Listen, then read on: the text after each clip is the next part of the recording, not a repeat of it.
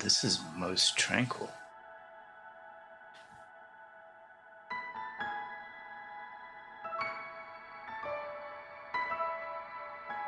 Oh, game by David Szymanski. The title to begin. Moon Sliver is intended to be completed in a single sitting. There is no save system. It suggested you set aside an hour to complete it. That's what I've done.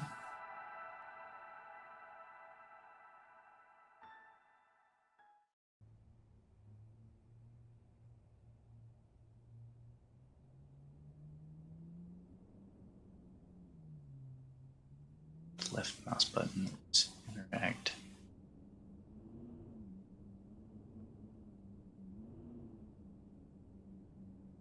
Wink, wink, wink. Oh.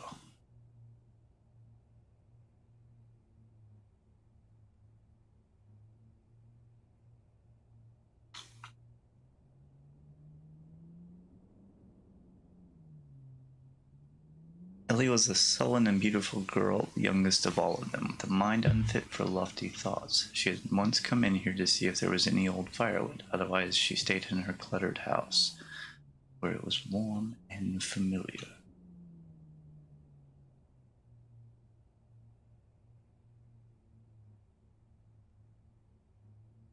Wink. Conserve your flashlight battery, charge it at power outlets, explore freely, piece the story together. When night falls, enter the mountain. Yesterday, 4 people lived on this island. Now only 1 remains.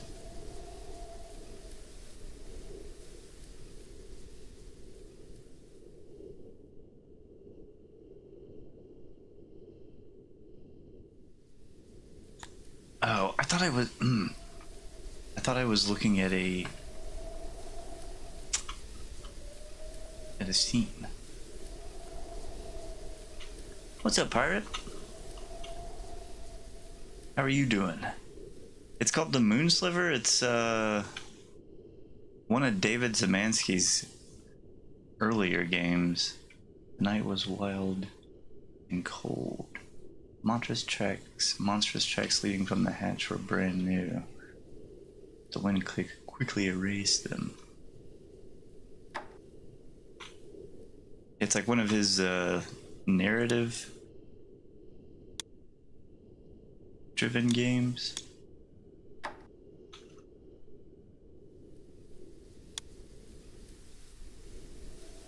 Maybe? I think it's just like an exploration type, figure out what happened kind of game.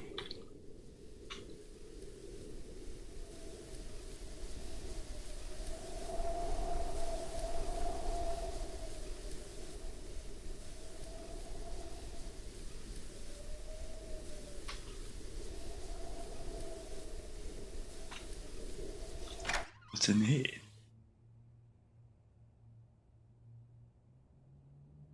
I'm saying that she knows more than she's telling us, said Ellie.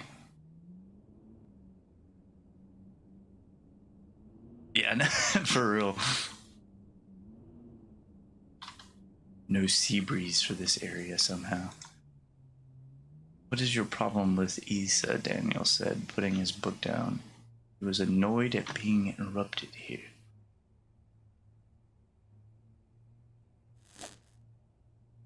That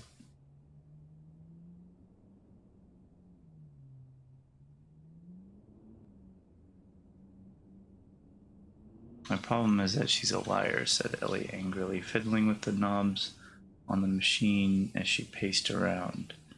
And I have to keep explaining this to you over and over again. You don't judge her like I know, or you don't know her like I know her. Exactly, you're not an impartial judge, he said. My problem, yeah. She keeps the chapel locked, and she's the only one with the key, said Ellie, leaning on the barrels and folding her arms. So you're saying she took it, he said. Wood was older than anyone could remember it, and it rotted and fused with the floor. Ah, looks pretty fresh. Can still use.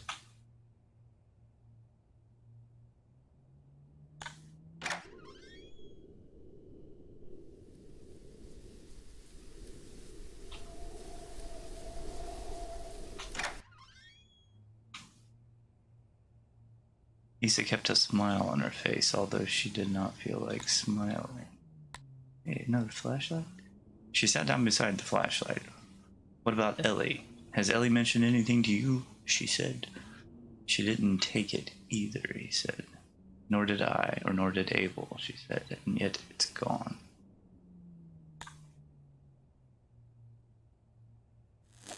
Charge your flashlight again. This looks an awful lot like the one that I was in earlier. Fresh air from an unseen crack in the corner cut through the room's stuffy musk. Daniel, the last one I gave the key to, he said. Daniel stared at the mysterious control panels. He didn't meet her eyes. He never met anyone's eyes. I didn't take it, he said. Why would I take it? I'm the one that told you it was missing.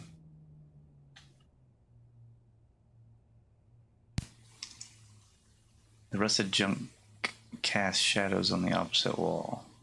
How do you know Abel didn't take it, he said. Because I trust him, she said. He's a dismal man, but he would never hurt any of us. Do you trust Ellie? Daniel didn't answer immediately. I trust all of you, he said, because that's how we have to live. It's awful. There was a quiet scurrying in the corner. A mouse or a rat.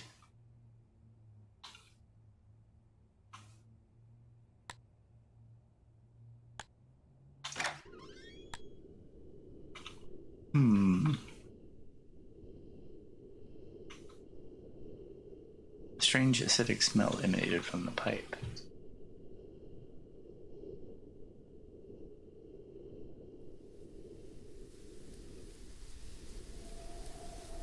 These conversations were not new. Long ago, Isa had learned to love Abel despite and for his despondency. She hugged him as the wind tossed her long gray hair around. I'm sorry, he said, and he cried because he often cried during these talks. For what, she said. For a lot of things. He reached the ruins and strolled leisurely through them toward the shoreline. Isa could remember when the old buildings still stood here, filled with families.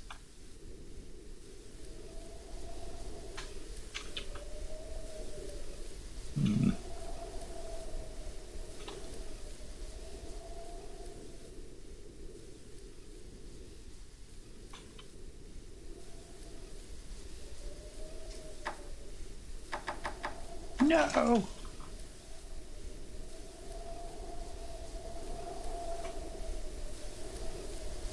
It's a flashlight charging station. But that seems really unsafe.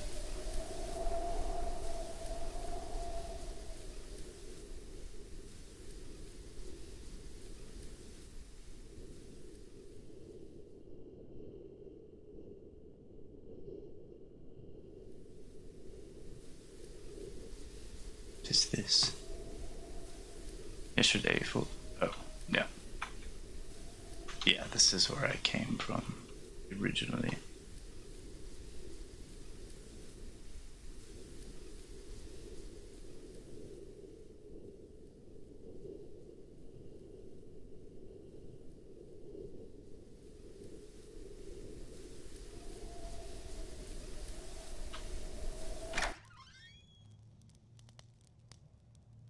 Still a fire burning. I grabbed a key. I remember when the moon still shined, when each night was bathed in warm silver, and the shadows were mysterious and friendly, and the island was a place of joy. That was many years ago. Since it disappeared, this place has become cold and stark, plagued by an inexplicable sense of loss and despondency. Daniel and Ellie are young. They do not feel it. They don't remember what the world used to be like, but Abel and I do. We are both filled with longing for intangible joys that it can no longer provide, for friends that do not exist, for feelings that cannot be reasonably felt. When I was younger, I smiled because I felt like smiling. Now, that smile is a disguise. She took the knife from the shelf. The blade was dull and rusty, but it was still pointed. She was not smiling. What did she do? Another key.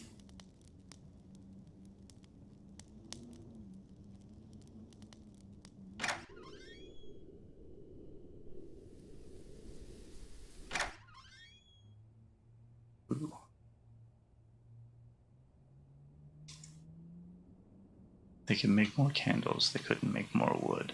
So Abel burned candles. What childlike emptiness I feel to find the most peaceful solace in fantasy, to find in masquerades a truth more vivid than reality. What sort of twisted villains were the ancient writers, taunt us with unreachable worlds more beautiful than our own. We have enough stored food to live long lives. When our wood runs out, we will be cold, but only so cold as to be uncomfortable. The water is rising, but it will be many years before it reaches our homes. Technically, we survive, but to what end? This island is all the world we know, and is nothing but the broken pieces of a fairy tale.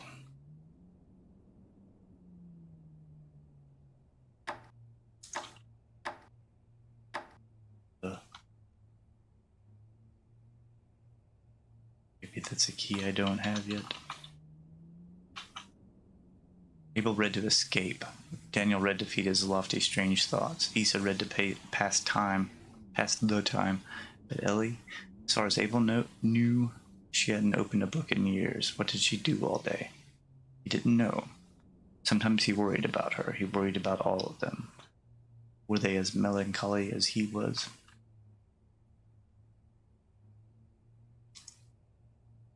There is an evil man on this island, and I know him well. We played together as youths. We have cried together, we have eaten together, we have loved the same women, betrayed the same women. He is my constant companion and my worst enemy. He puppets my arms, legs, and mouth to his own selfish ends, and secretly hurts everyone I love as I watch, helpless with their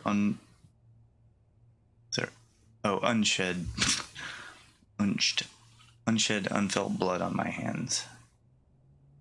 He gives my flesh with indescribable pleasures and blights my soul with unutterable despair. His name is Sin, and we are irrevocably bound together. Surely there exists no hell worse than this. Maybe? I don't know, maybe.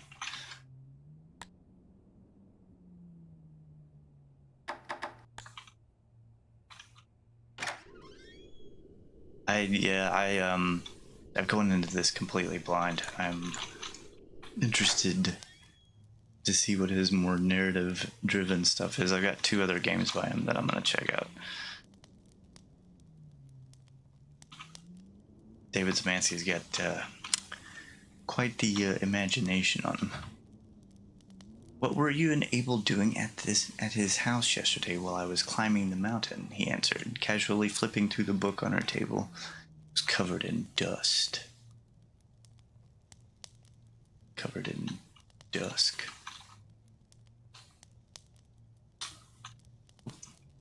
Ellie was laying on the bed. Daniel came in. She scowled at him suspiciously and beautifully. What were you and Issa doing in the old power building? What were you talking about?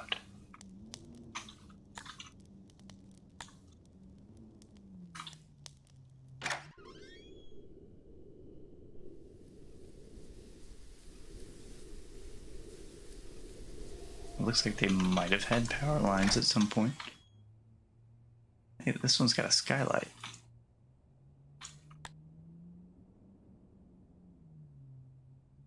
Abel often visited Daniel. He loved to talk, and Daniel loved to listen. Issa and I were out for a walk, said Abel as he entered. I thought I'd stop by before you got caught up in a book. Daniel put his book down. Hello, he said.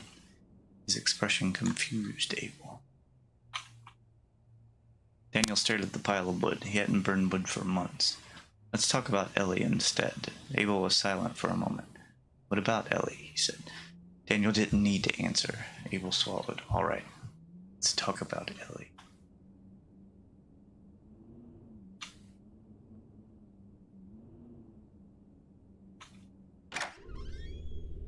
Oh, it got dark.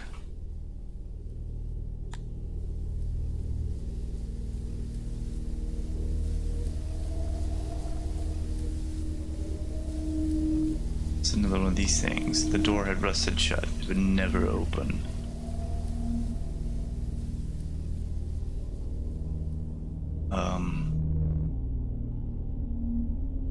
Let me find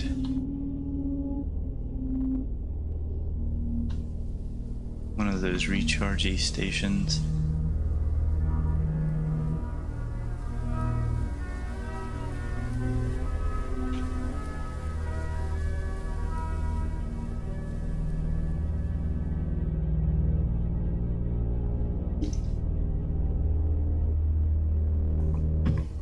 it down here? No.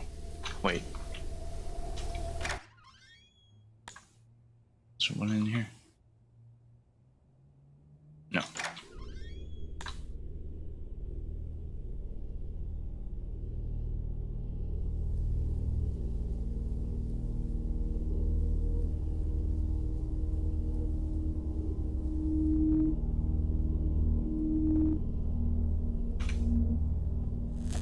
Zip.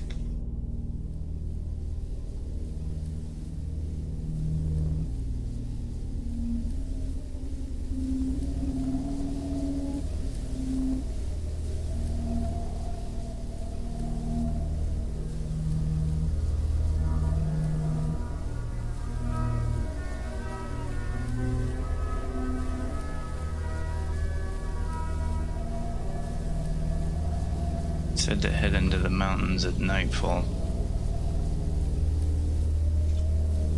Come back when night falls. I guess night has not completely fallen.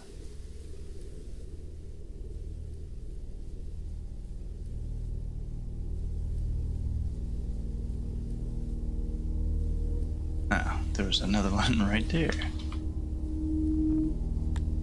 I probably can't go up there, eh? Oh, so I can.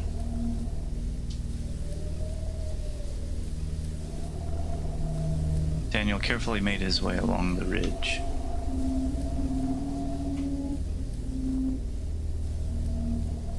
He knew what Ellie and Abel were doing. He'd known for a long time and had decided to ignore it. Something that was becoming increasingly difficult to do. He reminded himself that they all four had to trust each other and rely on each other, as he had done so many times before, but it was a hollow reminder, and he didn't really believe it anymore.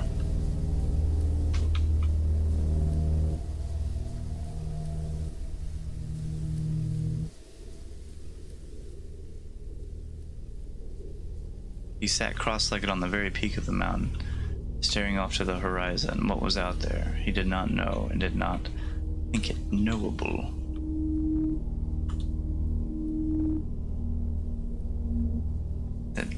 That seems to be the top of the skybox.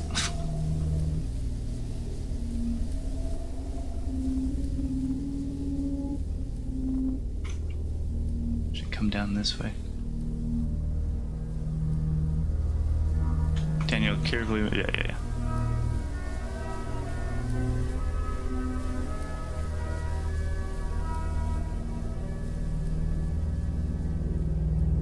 He's a very good reverse climber.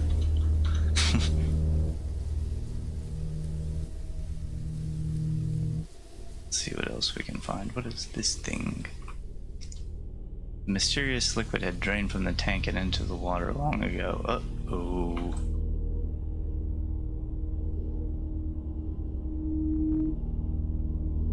The place was a forest once. Yeah. A damp tangle of trees and foliage, free to run wild and unkempt. Lisa could remember the glorious living trees, barely. These skeletons were all that remained.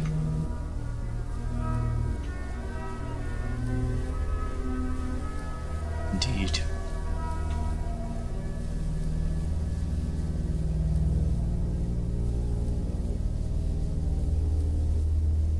Totally gonna shadow of the Colossus this.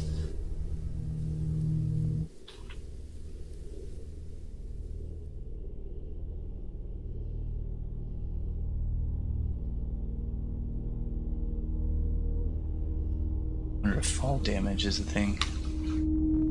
Hopefully not. I need to find out what those keys go to.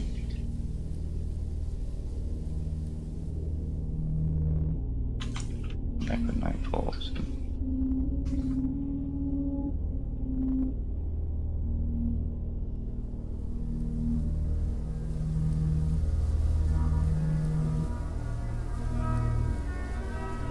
Monstrous tracks. Yeah, I don't know if I saw tracks. And it kind of just looks like they lead there.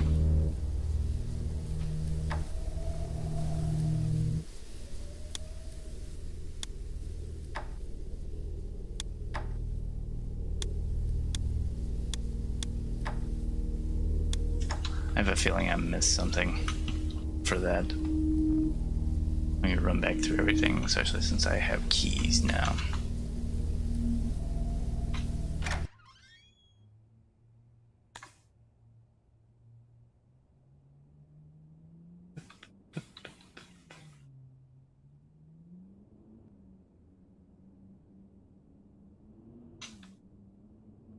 Doesn't seem to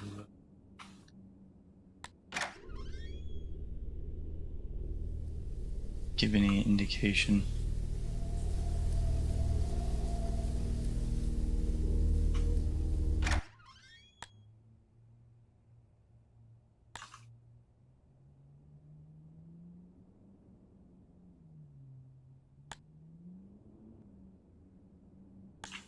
Wait.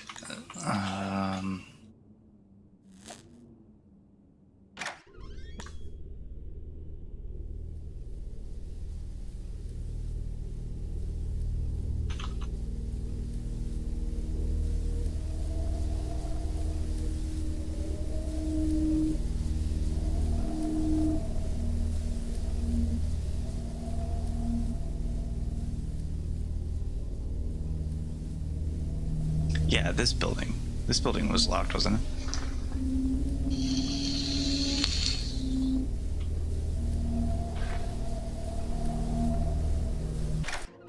Yes.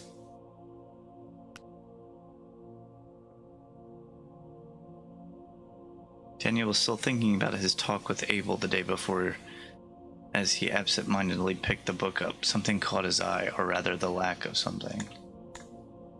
Something was missing.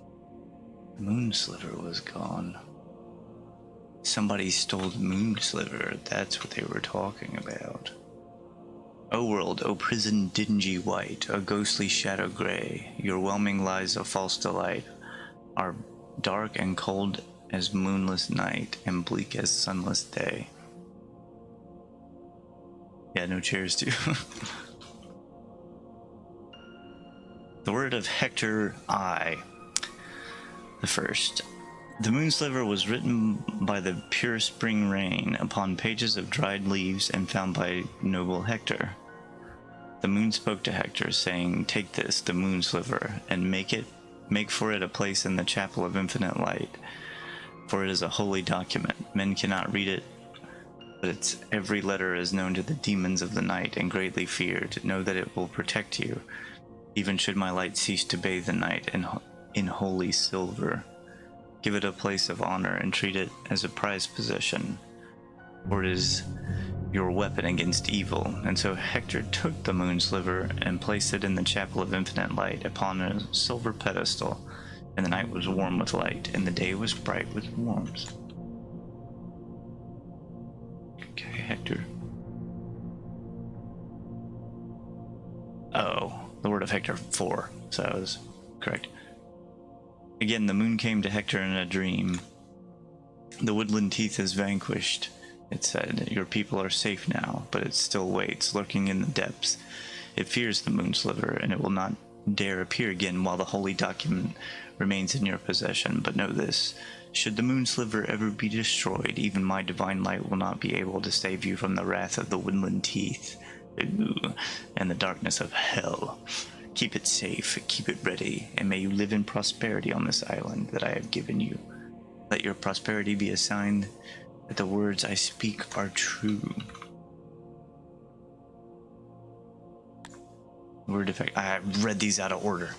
The woodland teeth, the monster of the forest, was more tenacious than the other demons. It hated the people of Hector and desired to take the island away from them, and it lurked in dark corners and unseen passageways, scheming horrific schemes. It came to pass that Ursula was taken, stalked by the woodland teeth in the dark underground, attacked and dragged down to hell. Then the moon came to Hector in a dream and said, "Hector, the time has come. Your great enemy has arrived. You would all do well to tremble, for his power is great and his depravity is unspeakable. Go, take the Moon Sliver from its pedestal and do battle." And so Hector went to the chapel of infinite light and retrieved the Moon Sliver and went into the tunnels. Well, I can't go into the tunnels. I don't have the Moon Sliver, somebody already took it. Most of the text is illegible. Hector descended, darkness, terrible whispering, infinite and deep. Did not know how long he wandered. Promises of brutal torture and mutilation waiting. Begone, teeth of the forest, spoke the holy incantations written upon ... return to the surface ...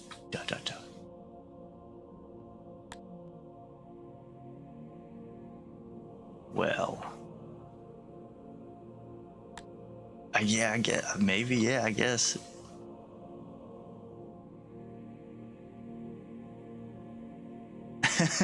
Yeah, this is like some like small town backwood what's the word I'm looking for, like urban legends. I'd say this is pretty Darkness Fall-y. Not like the movie Darkness Falls. Not that abomination. It just looks like darkness now.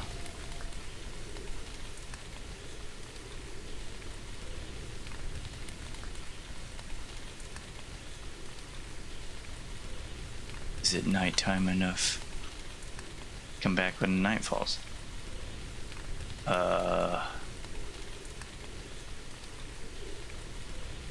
Okay.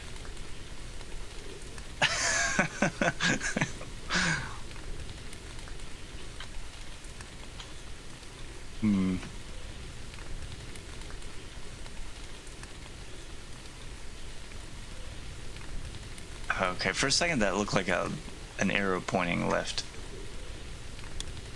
Maybe I'm just supposed to guess this?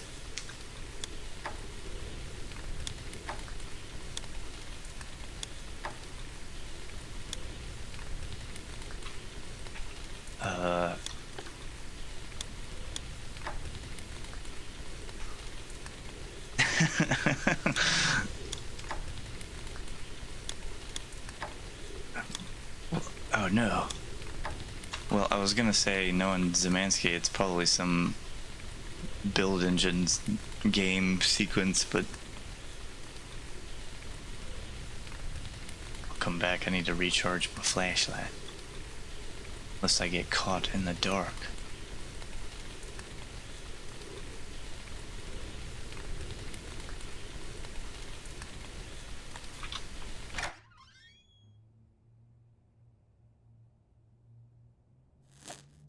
Okay.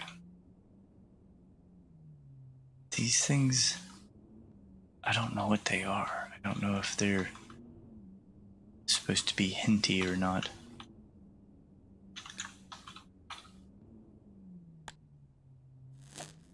Can I just take that flashlight as a backup? In case the first one fails while I'm trying to do things?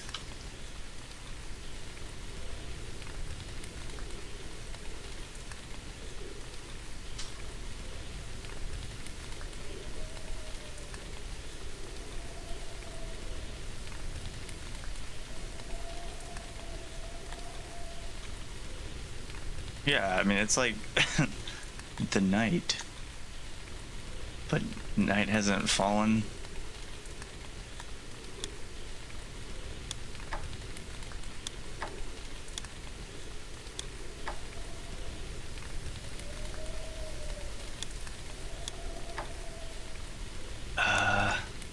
There's only so many that there is. Okay, so yeah.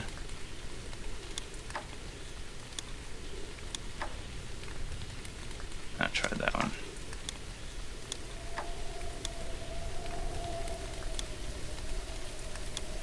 Oh, there we go. I got that. Startled me.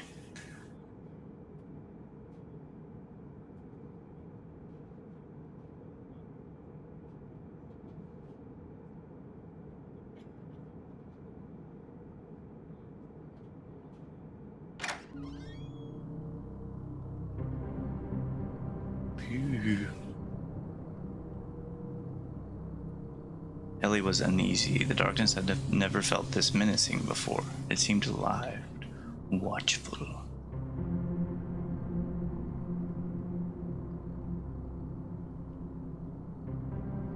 Is it another thingy? Code was long forgotten. Nobody had been below in many years. Until tonight sometime. Let me check out what's happening down here.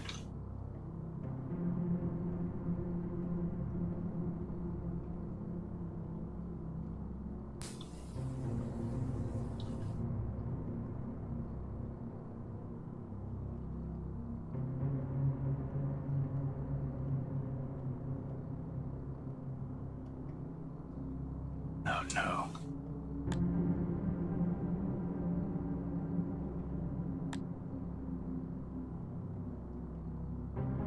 Surely there's a rechargey in here somewhere. Family of rats lived amid the crates of dried food. They were perhaps the last animals left alive. Perhaps.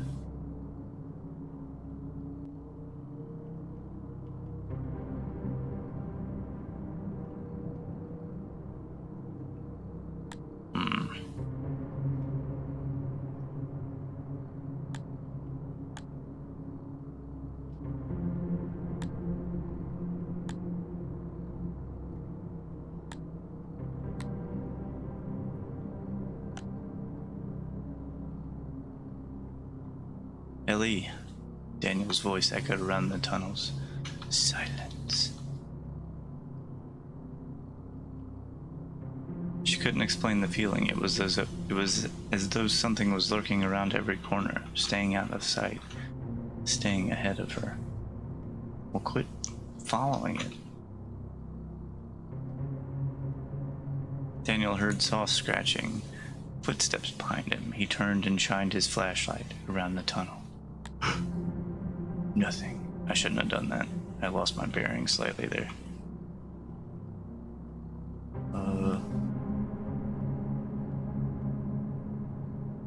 Sweet.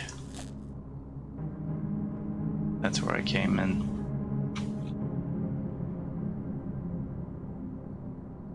I'll go this way first.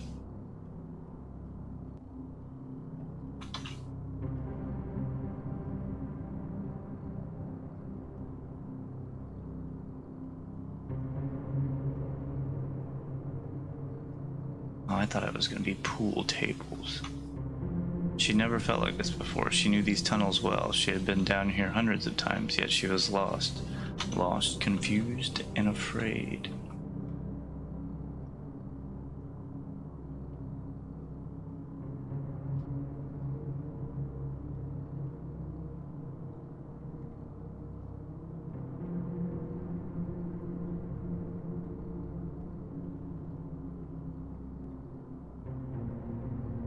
Wait. Make sure there was no key item on the tables or something.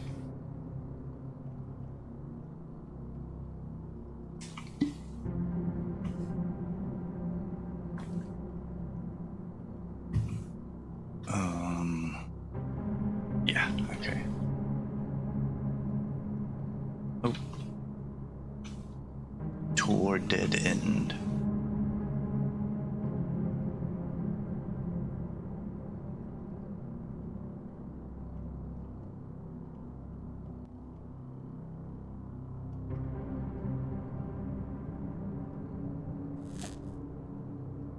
And then this way. He called again. Ellie? Still no answer. But he heard the footsteps again.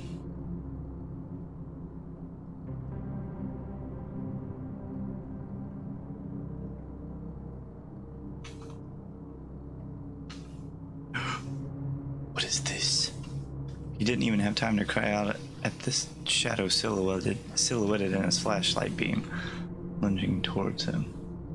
Look, take the flashlight already.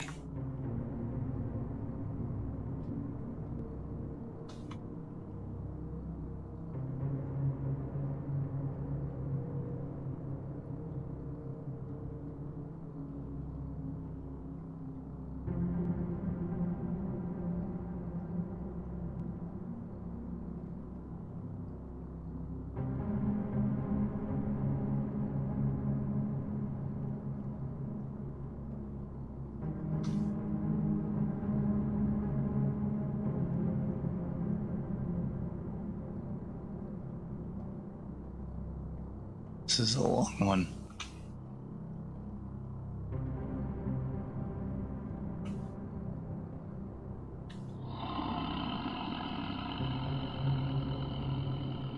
Who's there?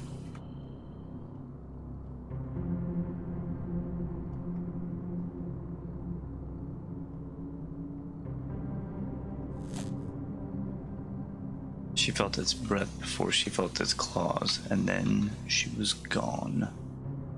Somebody's been hoarding all of the wood down here.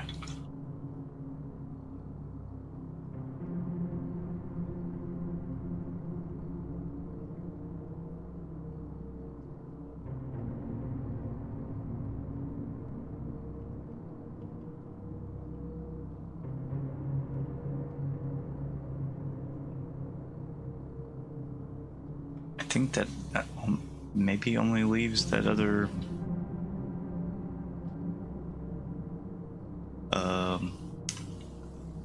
bunker thingy.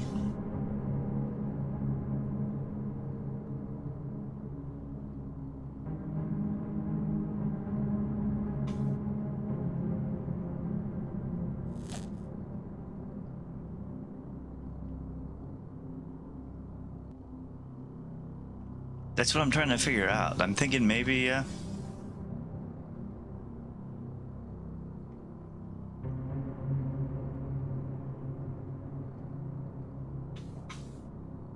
mean, honestly, by what I've read and stuff, it kind of could almost be any one of them.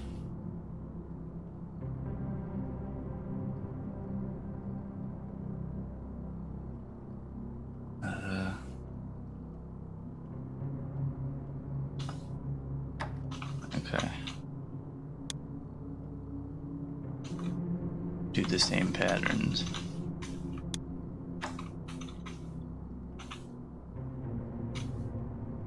Was the last one three? Three of them? I don't remember. This one's further away, making it more difficult to speed test.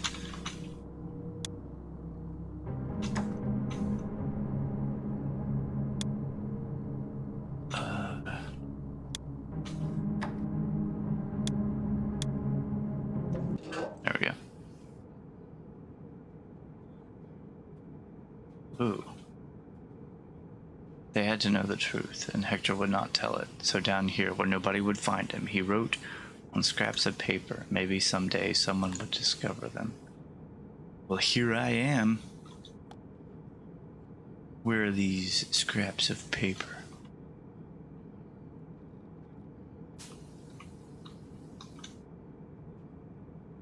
I don't see anything.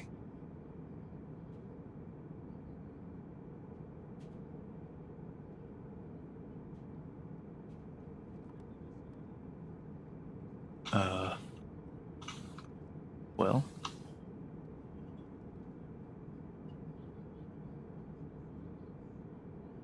Oh, crap.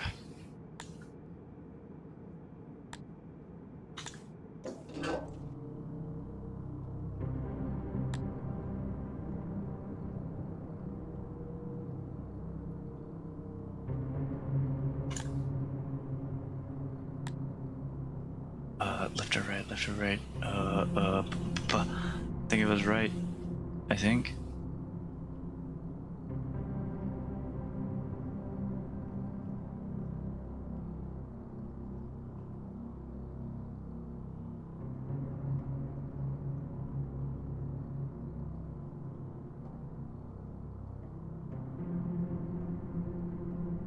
Yes. Okay.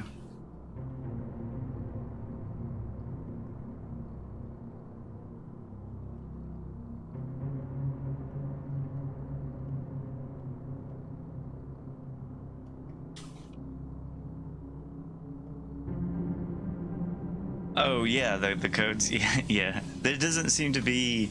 Usually that's how, like, considering. I don't know. Considering he made dusk and stuff, like, It's kind of like a thing in boomer shooters. Like the 4... Is this new? Oh.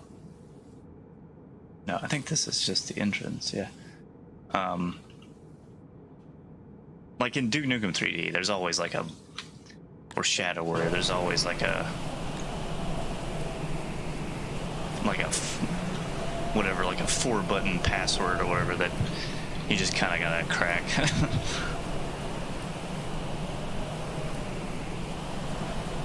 This is definitely more aggressive than it was earlier.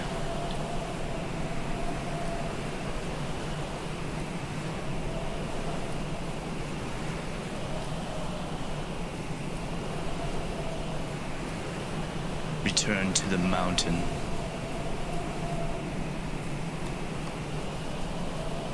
Yeah. Yay, I can go in. Issa couldn't remember the last time she had been under the mountain. There was no reason to come here, but she had looked everywhere else. She clutched the old knife in her right hand. Yesterday, the Moon Sliver went missing. Today, Ellie, Daniel, and Abel were all nowhere to be found. She knew the word of Hector by heart. The sinister implications were not lost on her. So maybe I'm Issa?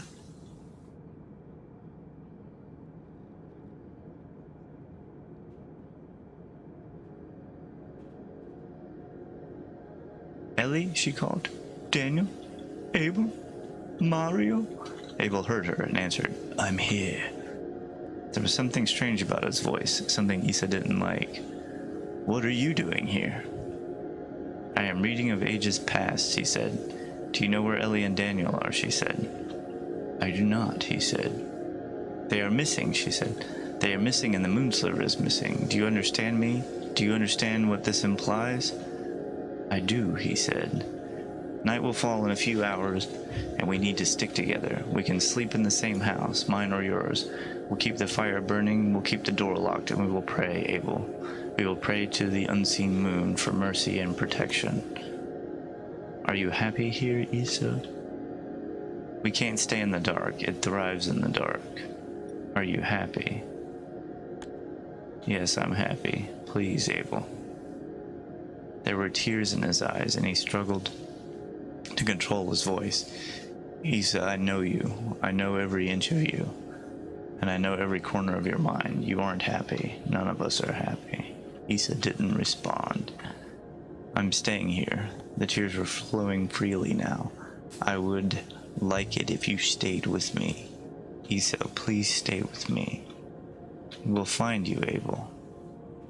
I let it out, Issa. I destroyed the Moon Sliver. You idiot! Issa was shocked and silent. I burned it yesterday, after I talked with Daniel. Her eyes were filling with betrayed, angry tears. But, Abel, no. Why? Do you want to be dragged to hell? Do you want us to be dragged there with you? We're already in hell. This island, this horrible, barren, lonely island. This place of sin, this is hell. I saw the blasphemous scrapes of paper Jeremiah found. Those many years ago. I read them before they were destroyed.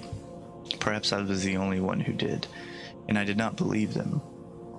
But I have lived life since then, and I have seen the truth of their words. Issa could not respond. As tears streamed down her face, she just kept walking toward the sound of his voice, the knife clutched in her hand. You did not read the blasphemous scrapes, Issa, but I did, and I remember them with incredible clarity, supernatural clarity even. Fear not the dark shadows or the scratches in the night, for the woodland teeth is your salvation. It is your escape. It said this and more, Issa. The woodland teeth is not here to take us to hell. It is here to take us away from hell. She could see him ahead, her flashlight beam cutting through the sickly fog. He was sitting in a chair, a book on his lap. As she approached, she could see that he was crying too. I believe the word of Hector, she said, and I will not go to hell. Please trust me, please. I believe the word of Hector, she said again, and she put the knife to her chest, point first.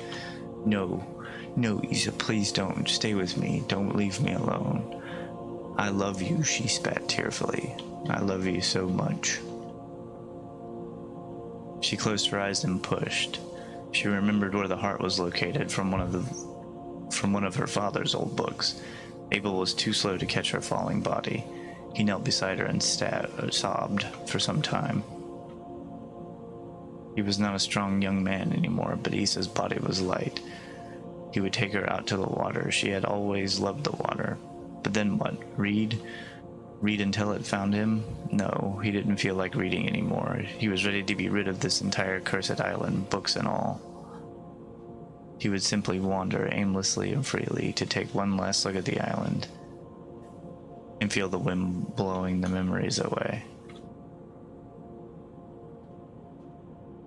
And then, when night fell, he would return. Ah, I am he, and wait.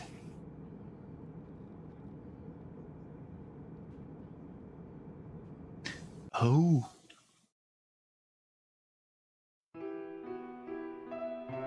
That was nice.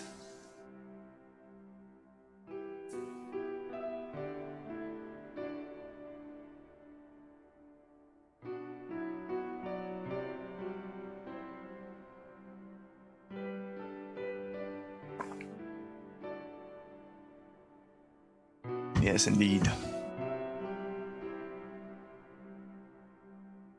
Oh, wait. It's doing the thing again.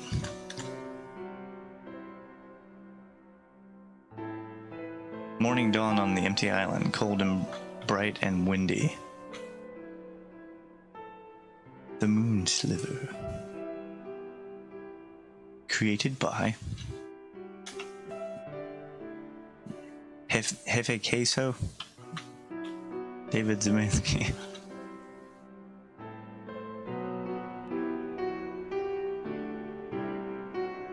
There's a player-controlled credit scroll.